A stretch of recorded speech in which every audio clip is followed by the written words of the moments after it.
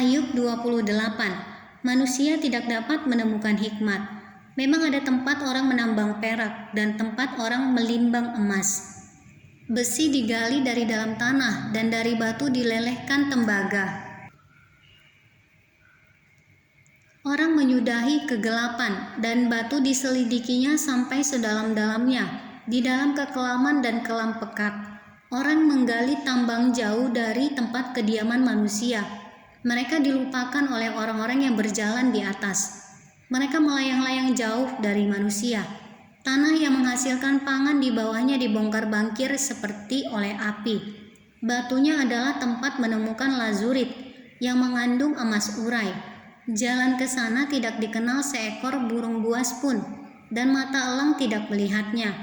Binatang yang ganas tidak menginjakkan kakinya di sana, dan singa tidak melangkah melaluinya. Manusia melekatkan tangannya pada batu yang keras. Ia membongkar bangkir gunung-gunung sampai pada akar-akarnya. Di dalam gurun batu ia menggali terowongan, dan matanya melihat segala sesuatu yang berharga. Air sungai yang merembes di bendungnya, dan apa yang tersembunyi di bawahnya ke tempat terang.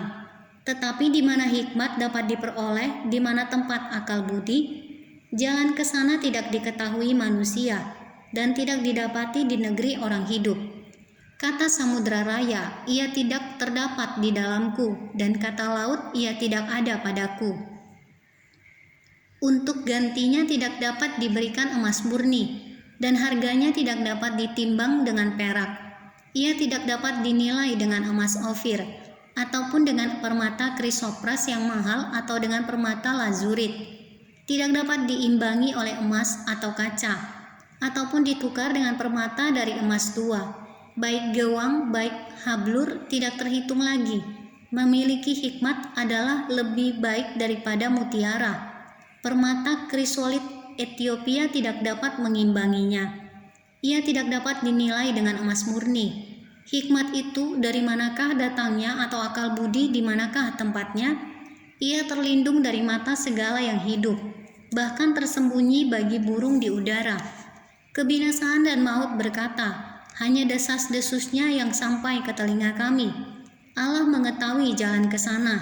Ia juga mengenal tempat kediamannya, karena ia memandang sampai ke ujung-ujung bumi, dan melihat segala sesuatu yang ada di kolong langit. Ketika ia menetapkan kekuatan angin dan mengatur banyaknya air, ketika ia membuat ketetapan bagi hujan dan jalan bagi kilat guruh, ketika itulah ia melihat hikmat, lalu memberitakannya, menetapkannya, bahkan menyelidikinya. Tetapi kepada manusia ia berfirman, sesungguhnya takut akan Tuhan itulah hikmat, dan menjauhi kejahatan itulah akal budi.